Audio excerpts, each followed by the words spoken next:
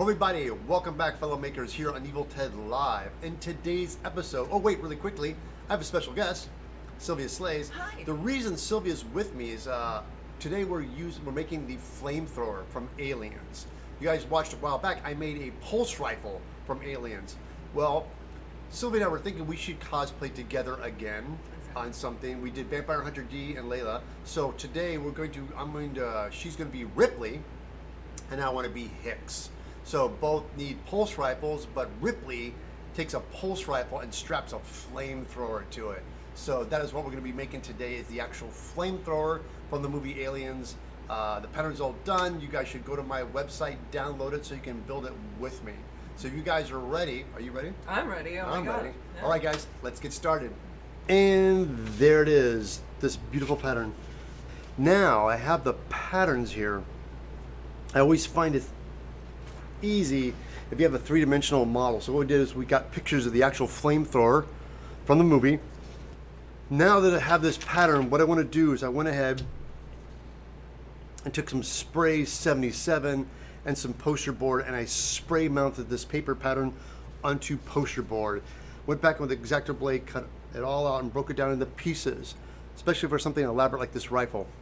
What we're going to start off with, instead of tackling the big pieces first, we're going to start with the small parts first.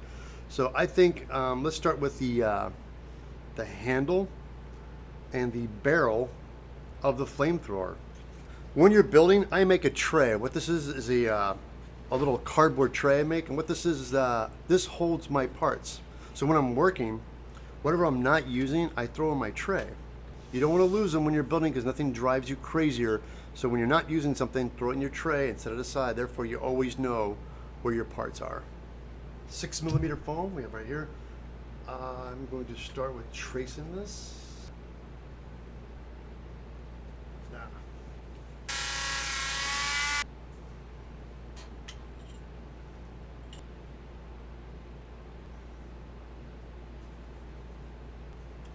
Same drill, gonna line up. Fantastic. Okay, this is now the handle. This looks great.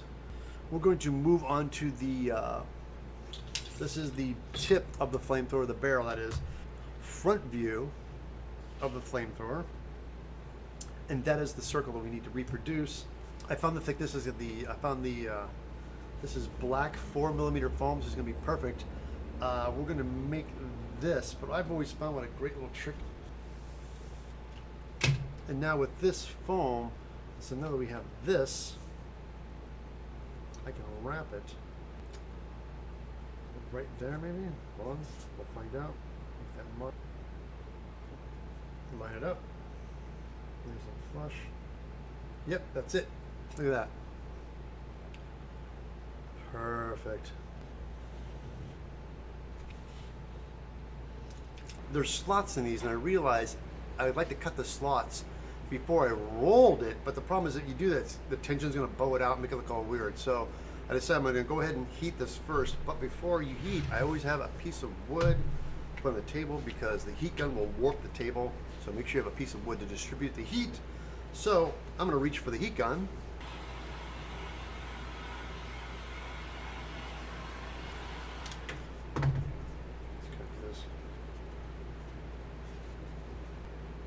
That. All right, now what I have to do is line it up. The trick to helping get things flat, I usually just push it down like this and do the top edge. You want to get the top edge that's glued. What I like to do next is I let that sit, and I like to heat the whole thing up, and it will relax back into a natural state of a tube. But you have to wait a good 45 minutes, because if you heat under contact adhesive when it's still fresh, it'll just delaminate, it'll come right apart. 45 minutes, hit with a heat gun. And it looks like this. Ta-da! You apply this, a little pressure, and watch this. Boom, like a hot knife through butter. See that? All right, now we have the holes all cut out. I went ahead and put in a brand new X-ACTO blade. Those suckers are nice and sharp, and I'm going to line them up like so. And the trick is to kind of follow the circle when doing this.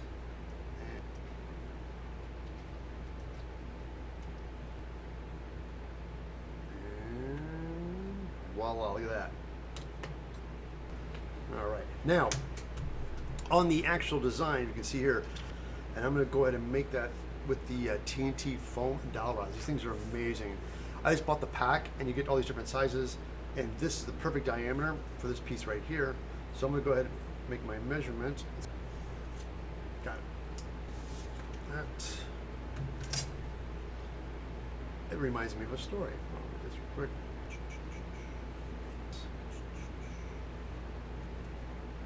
I need an indentation on this because this is a solid foam rod. I want to get the illusion that it's not. So I'm going to pick the diameter. Let's see.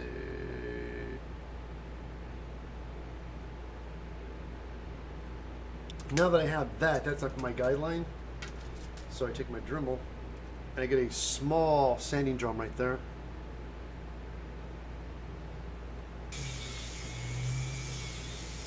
Hey kids, wear a mask when you're doing this. There, now I have this. I can grind in here deeper. Deal is I'm going to glue this on first before I cut this. I want to cap this off. I want to be able to, got it, have your part and the outside. And then, while it's still wet, push it in. Ta-da! Right here.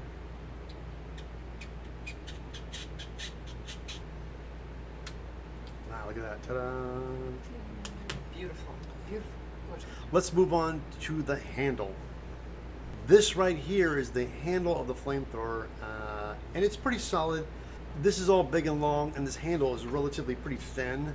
And when it's all foam, I want to be able to hold it by the handle and stuff. So my fears is going to be a little wobbly. So I went ahead and got a fiberglass rod right here, and we're going to put that inside this handle. But what I did is I grabbed 2 pieces of 10mm foam. You guys can see, you can't tell right now, there's 2 pieces. And I gently sprayed some Super 77 on them. Put them together. I went ahead, cut this out on the bandsaw. Again, people, I can't recommend enough adding your tool arsenal a bandsaw. A bandsaw is a great tool to have. Pull it. What? Okay, we're going to plot this trench out really quickly here. Ah, got it. So.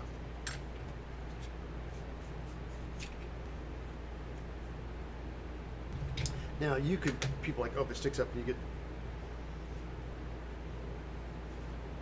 It's funny, I realized something when I had this together. I should have made registration marks on the actual piece itself. All right, I got this now. Do a little bit of fit. Yeah, it's perfect. Do a little finessing, a little grinding, but that is basically the handle for the flamethrower.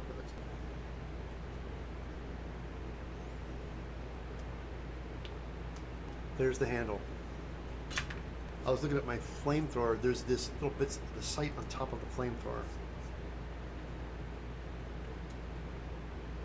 Wow, look at that. There it is. Got this part done. We have the handle done. We have, I'm sorry, the top handle and the actual flamethrower handle. Next thing we're going to move on to is the canisters. Here it is. This is the tank for the flamethrower. Originally I was going to use a plastic bottle, but the more I thought about it, I'm like, you know, it's foam, Ted. We can make this. I found out, I plotted the circle. With the compensation, I realized to make it a little bit smaller so I can compensate for the thickness of the foam, so I get this close to the actual diameter.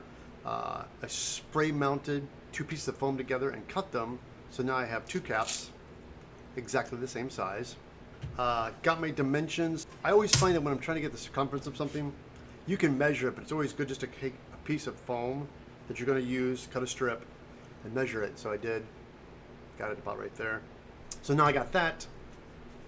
I cut this, so we're going to glue these edges together. So now what I'm going to do is, since this is foam, one of the things I can do is I smash it like this, bring it down, make it flush so I can line these guys up. There we go. Nice. So we're going to take the heat gun, heat this foam up, make it a little soft so it goes back into a tube shape. There we go. That's it. On the edge like this.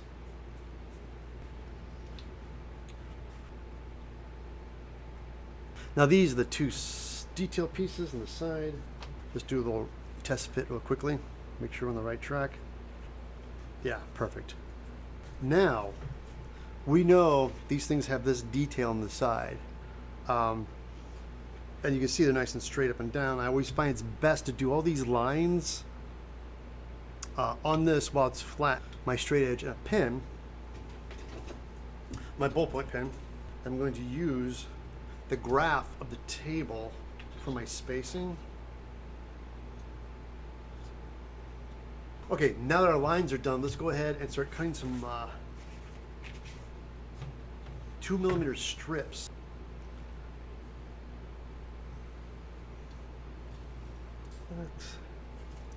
What we do next is on these guys, there's a bevel.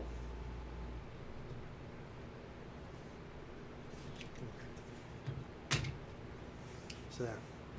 I'm going to cut these to length as I glue them on. I'm put them really thin.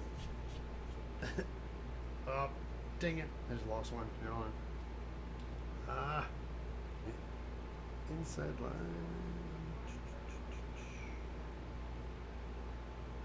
Like that. Like that. Now that we have the detail is on, so now what I'm going to do is I'm going to put kind of adhesive on the back, on the contact on the edge, right there. So again, I have my seam line back here. I'm going to use that to line up on. The bevel piece faces downward. I start flush at the top right here, roll it, and as I'm going, you make sure everything stays on line. Make sure you stay flush with the top. Here's the tricky part. If I just keep going, I might hit this in a weird spot. So what I like to do is, I know there's kind of adhesive on both edges. I kind of come from that angle, line up first, like that, so I have them touching.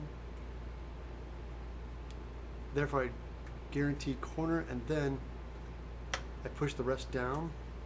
See, I can take the strip,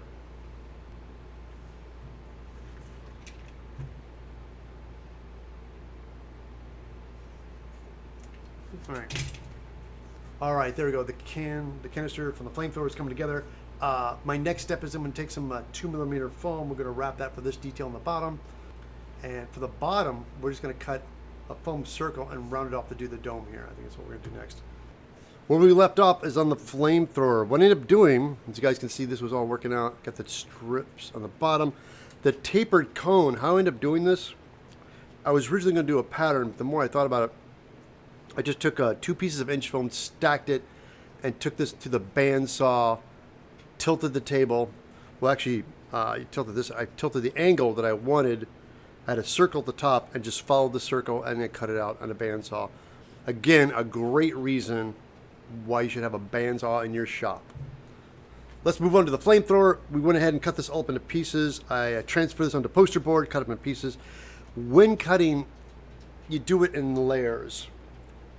The sides of the flamethrower. This is the whole body. Now, on the back half here, there's a cylinder. What you got? A foam dowel from TNT Cosplay Supply. As I realized on the back was a cylinder, I'm like, wait a minute, I don't have to make it, I have it.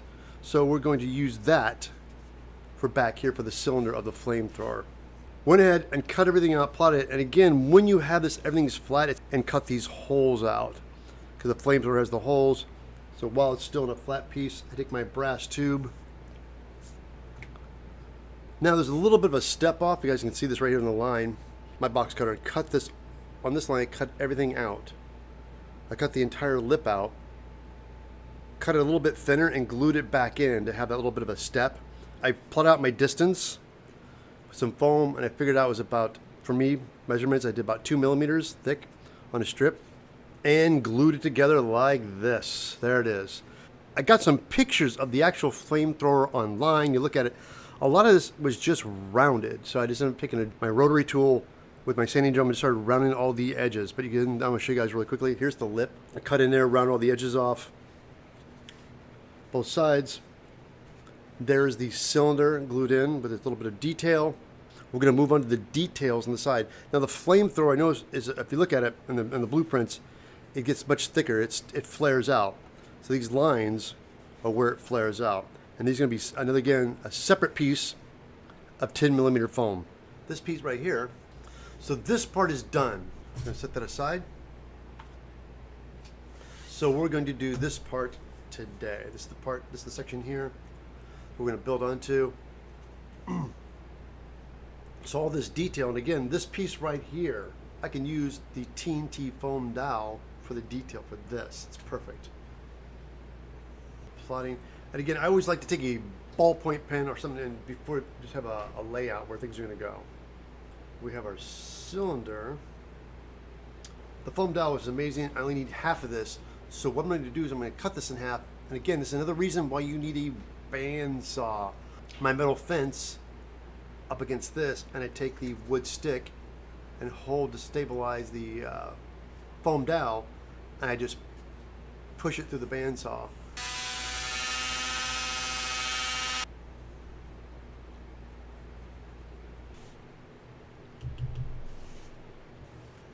That, line it up.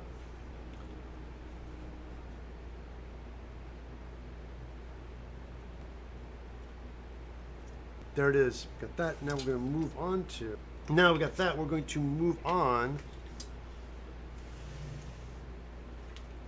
to all this craziness right here. So that would sit here.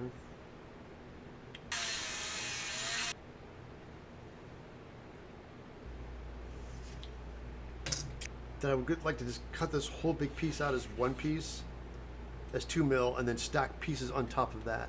I think this might be a recess. I might just cut this in and heat shrink it for the detail. All right, so there.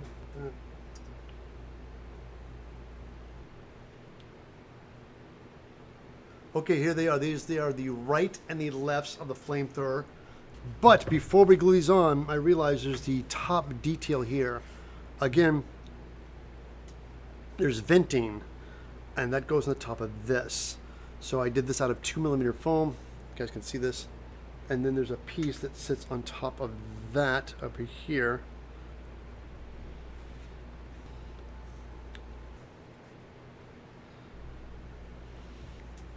Holes right there. Okay, line it up. Give it a nice screw.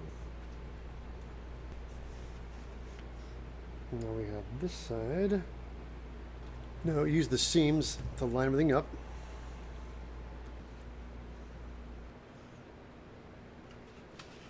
On the flamethrowers is a little knob in the back here. And that is this. Now cool thing about this is this piece, again, was made with the TNT foam dowels.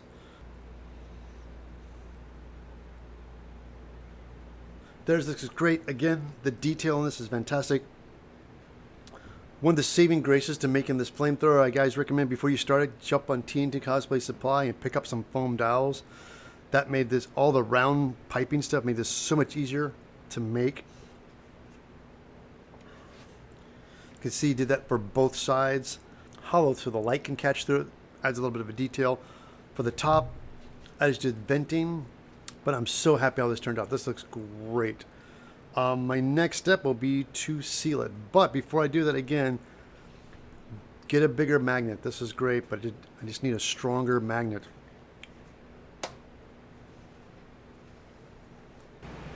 There it is. The M240 incinerator unit, or better known the Flamethrower from Aliens, is completed. This is a blast making, guys. Again, everything I used in this build is listed below the video. If you shop those links, helps me keep making videos. As a matter of fact, while you're at it, go to my website, eviltedsmith.com, and get on my mailing list and do some pattern shopping. You'll find the Flamethrower, and you also will find the pulse rifle from Aliens as well. Again, everybody, I know what you're thinking. Where'd Sylvia go? Sylvia's at Dragon Con, that lucky scamp.